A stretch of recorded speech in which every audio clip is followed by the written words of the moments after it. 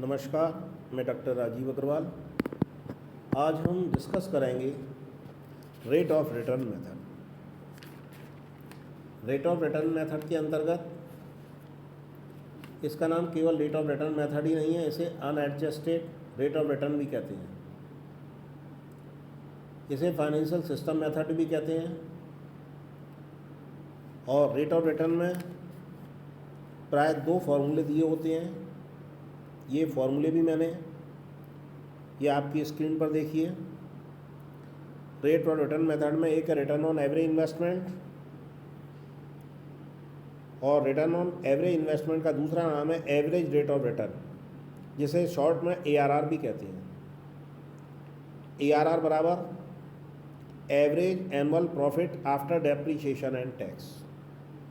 Average annual profit after depreciation and tax into 100 upon average investment. अब इन दोनों चीज़ों को समझना जरूरी है। Average annual profit after tax and depreciation क्या है और एवरेज इन्वेस्टमेंट क्या है।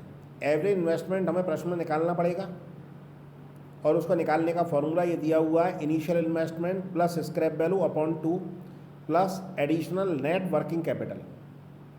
एडिशनल नेट वर्किंग कैपिटल, इसमें हमने 3 चीज़ें फॉर्मूले में शामिल की हैं।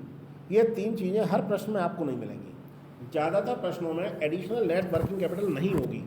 तो जहाँ एडिशनल नेट वर्किंग कैपिटल नहीं है तो वहाँ आपको फॉर्मूले में ये नहीं लिखना है। आप सिर्फ फॉर्मूला लिखेंगे initial investment plus scrap value upon 2। लेकिन अगर प्रश्न में स्क्रैप वैल्यू भी नहीं दिया तो फॉर्मूले में आप स्क्रैप वैल्यू नहीं लिखेंगे, आप केवल इनिशियल इन्वेस्टमेंट अपॉन 2 लिखेंगे। माने अगर प्रश्न में जितनी चीज़ें दी हैं उतनी चीज़ें एवरेज इन्वेस्टमेंट निकालने के लिए आप फॉर्मूला में लिखेंगे और बाकी को छोड़ देंगे।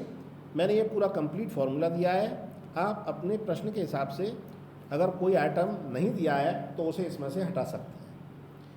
तो एवरेज इन्वेस्टमेंट इस तरह इजीली निकल आएगा। दूसरा निकालना average annual profit after tax and depreciation. तो average annual profit after tax and depreciation के लिए इससे पहले हमने एक statement of annual cash inflow बनवाया था, और statement of annual cash inflow में सबसे लास्ट में एनुअल कैश फ्लो निकल के आता है। एनुअल कैश फ्लो कब निकलता है? जब हम डेप्रीशिएशन जोड़ते हैं। तो इसका मतलब अगर एनुअल कैश फ्लो में से हम डेप्रीशिएशन घटा दें तो क्या निकल आएगा? Profit after depreciation and tax. तो अगर प्रश्न में एनुअल कैश फ्लो दिया हुआ है तो उसमें से हम डेप्रीशिएशन घटा देंगे तो profit after depreciation and tax आ जाएगा। और इसको आप statement of annual cash inflow का जो स्टेटमेंट मैंने दिया है उससे आप आसानी से समझ सकते हैं। दूसरा है रिटर्न ऑन इनिशियल इन्वेस्टमेंट, जिसको हम शॉर्ट में ROI कहते हैं। दोनों फॉर्मूले में कोई अंतर नहीं है।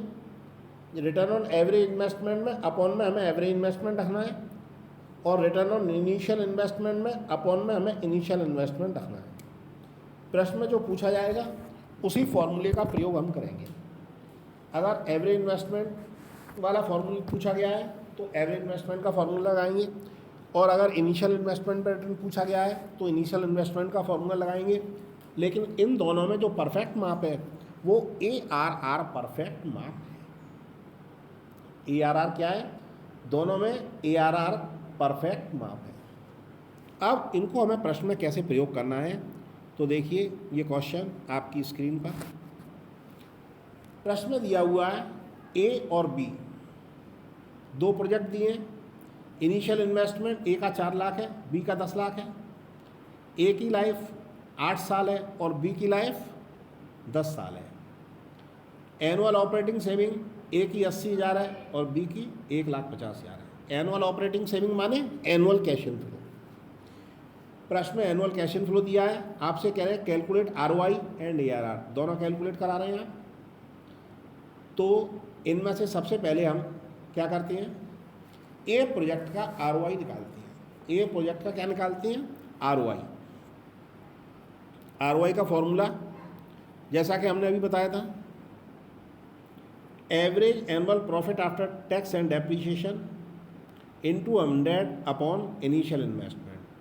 और एवरेज एनुअल प्रॉफिट कैसे निकलता है? एनुअल कैश फ्लो में से अगर डेप्रीशिएशन घटा दें तो average annual profit after depreciation and tax आता है। प्रश्न में एनुअल कैश फ्लो 80,000 दिया है, तो हमने देखिए 80,000 रख दिया, ROI बराबर माइनस डेप्रीशिएशन घटाना है। डेप्रीशिएशन के लिए इनिशियल में अपन लाइफ करेंगे तो 4 लाख बटे 8 कर दिया, डेप्रीशिएशन आ गया। डेप्रीशिएशन की रकम काय में से घटा देंगे, एनुअल सेविंग में से, और सॉल्व कर देंगे। ROI आ गया 7.5%। अब इसी प्रोजेक्ट का हमें क्या निकालना है, ARR। ARR में क्या करना होता है, अपॉन में एवरेज इन्वेस्टमेंट रखना होता है। हमने आपको एवरेज इन्वेस्टमेंट का फॉर्मूला क्या बताया था, initial investment plus scrap value upon 2 plus net additional working capital. इस प्रश्न में ना तो एडिशनल वर्किंग कैपिटल दी है ना स्क्रैप वैल्यू दी है, तो हम एवरेज इन्वेस्टमेंट के फॉर्मूले में इन दोनों चीज़ों को नहीं लिखेंगे। एवरेज इन्वेस्टमेंट का फॉर्मूला सीधा सीधा क्या बनेगा, इनिशियल इन्वेस्टमेंट अपॉन 2। तो देखिए ARR का फॉर्मूला लगाया, annual saving minus initial investment upon number of years माने डेप्रीशिएशन। एनुअल सेविंग माने एनुअल कैश फ्लो में से डेप्रीशिएशन घटाएंगे, क्या आ जाएगा, profit after depreciation and tax, upon में एवरेज इन्वेस्टमेंट रखेंगे।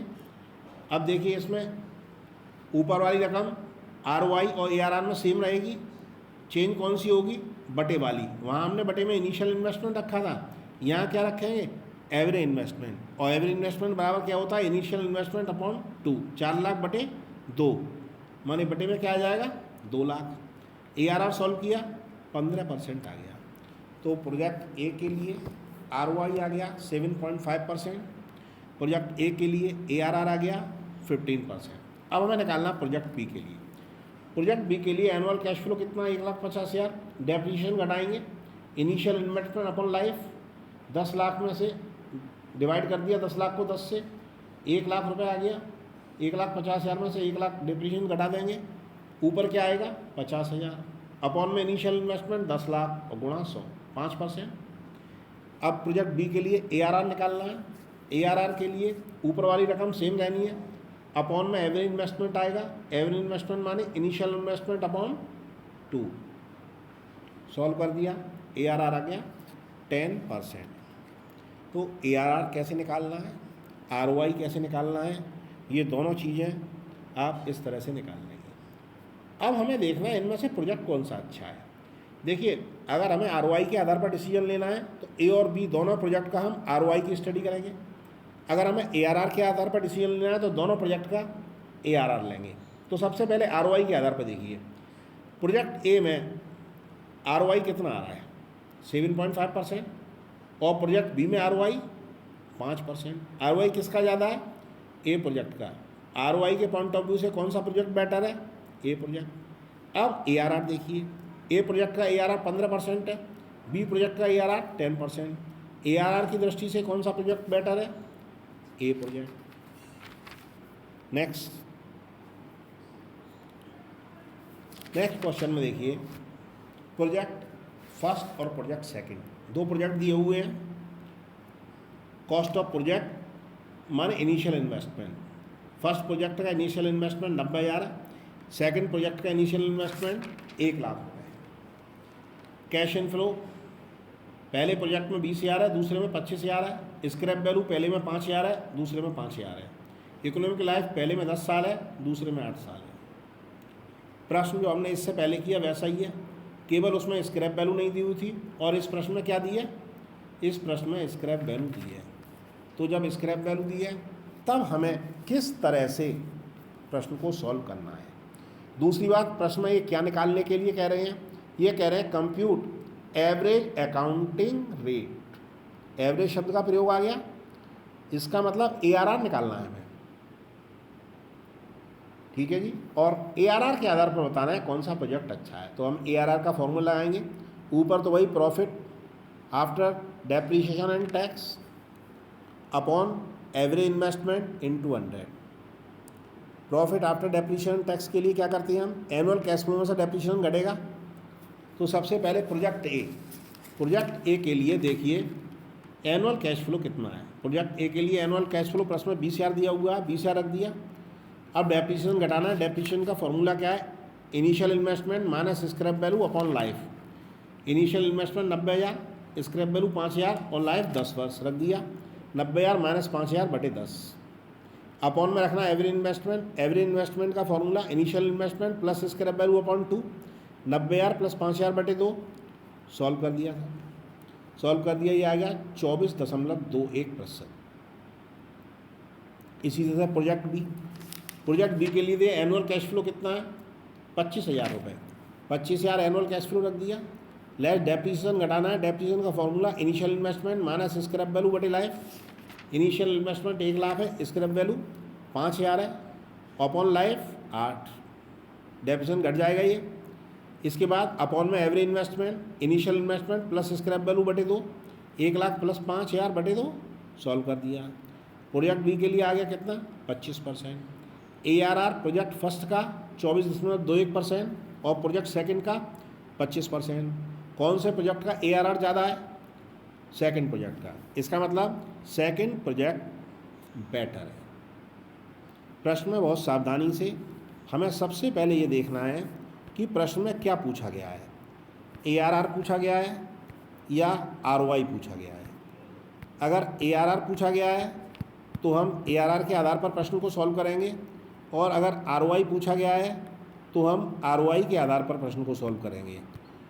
और बस केवल यही सावधानी रखनी है इसमें कि ARR या ROI में से किस से हमें प्रश्न को सॉल्व करना है। तो ये हम प्रश्न को जब सावधानी से पढ़ेंगे तो बहुत आसानी से हम पता लगा लेंगे कि हमें इस प्रश्न में ARR निकालना है या ROI निकालना है, और उसी से हम प्रश्न को सॉल्व कर देंगे। तो इस तरह से पेबैक पीरियड में और ARR में दोनों में रेट ऑफ रिटर्न में बिल्कुल तरीका अलग है, फॉर्मूले अलग हैं।